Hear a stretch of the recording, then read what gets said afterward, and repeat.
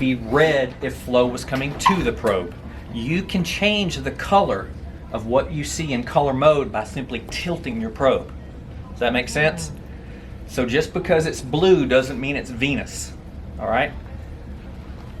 This is her first rib. This is pleura. Beneath it is parenchyma of the lung, right?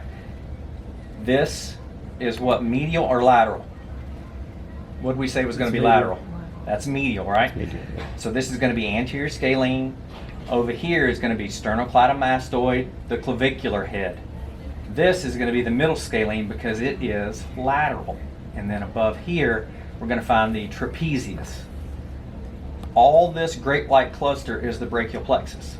Now, the reason you don't see the pleura extending all the way across, Anna doesn't have a flail chest here. It's due to an artifact. Remember, this is the first rib, so the energy can't go through it. So you're seeing what's known as an acoustic shadow. That makes sense? Okay. Will you please hit the unfreeze button? Yep. So I'm just going to show you how to walk up and see the interscaling view. So all I'm going to do is I'm going to align and tilt simultaneously. All right? When you do this, the only thing you need to do, once you find the brachial plexus, just keep it in the middle of your screen. If it dampens in its echogenicity, meaning if it gets darker and you really can't see it, you know it's still there. The only thing you need to do is change your tilt. That's called anisotropy. All right? So I am simply going to tilt my probe here so that the brachial plexus becomes more hyperechoic. Everybody see the brightness now? So I'm going to put the brachial plexus in the middle of the screen. Can everybody see it? It's directly beneath the yellow arrow. As I start to come up, you'll start to see the two scalene muscles coming together, and the brachial plexus will come together in alignment in the middle, or interscalene. Let me change your depth. Okay, so here we go. You want me to change no, your you're good. Okay. So let's follow the brachial plexus, okay? So this is going to be the anterior scalene and the middle scalene. You can see the sternocleidomastoid here. As we come on up, I'm going to try to keep it in the middle for you. So that's C5, C6, and C7. Now, when I'm going to do this block, I'm going to move it across from me. Can you hit freeze right there? The reason I put it across from where my needle's going to be entering in, because if you move your target close and you can't find your needle and you advance it, there's a chance that you can impale your neural structures. So move your target across the screen, giving you a certain degree of buffering, because you can pick up your needle somewhere in here and still be okay because you haven't even entered the belly of your middle scalene. Does that make sense? In order to do this block, and right here is probably her phrenic nerve. This is medial. A lot of times it lies within the belly of the anterior scalene, or this very thick fascial plane is known as the prevertebral fascia, and a lot of times it gets stuck up in here. Within the prevertebral fascia, lateral to the brachial plexus is the superficial cervical plexus.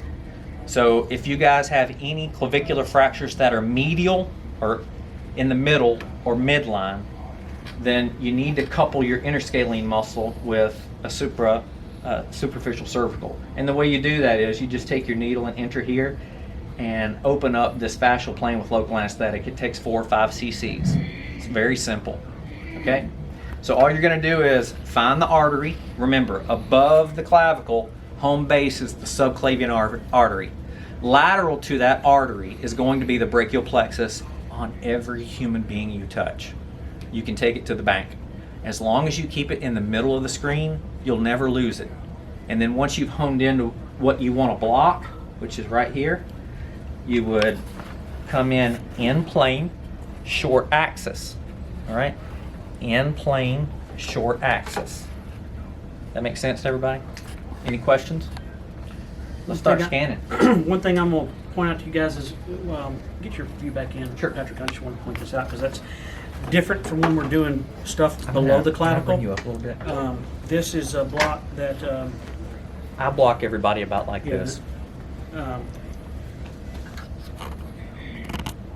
So everybody see the subclavian artery? Can you see the clusters here? Here's your cluster here. Yep. I'm going to keep it in the middle of the screen, and I'm going to align and tilt at the same time. And now they're starting to merge kind of right there. So you're getting trunks, roots, trunks, roots. All right? So what I wanted to point out when I asked Patrick to rescan this, and there's your kind of your stoplight sign that you're used to looking at. You're only at 1 centimeter depth here, so between 1 to 1.5 centimeters. So it's very shallow, like Patrick said.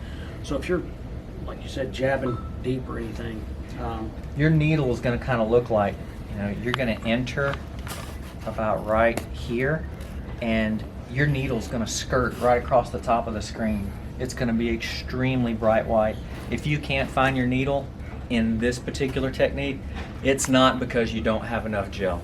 It's not because you don't have enough pressure, alignment, or tilt, right? Sometimes you just need to back up and reassess. And what you'll find is that your needle's here and your probe's down here, and you're sitting there tilting just like this, and you can't see anything. So sometimes it's okay to pick up your probe, place it at the entrance of your needle, and follow it in. That make sense? All right, let me point out another thing for safety here. If you see, I'm gonna go medial here on you for just a second. All right. If you start to see valves and you see movement like that, take a deep breath and hold it. And bear down. Push. There you go. All right, relax. Big blue. So if you see the internal jugular and the common carotid, you're too medial, okay? What you need to do is you're looking through a transverse view of her neck, and what you need to be doing is looking down into the chest. And I hold still. I tell people, just hold still. You see any pulsatility anywhere? So I'm gonna follow that. And once you tilt a little bit, you'll identify your quintessential first rib and your broken pleura. And then keep your, that your brachial plexus lies lateral to the artery. And then it's just a matter of tilting and aligning. Okay? All right.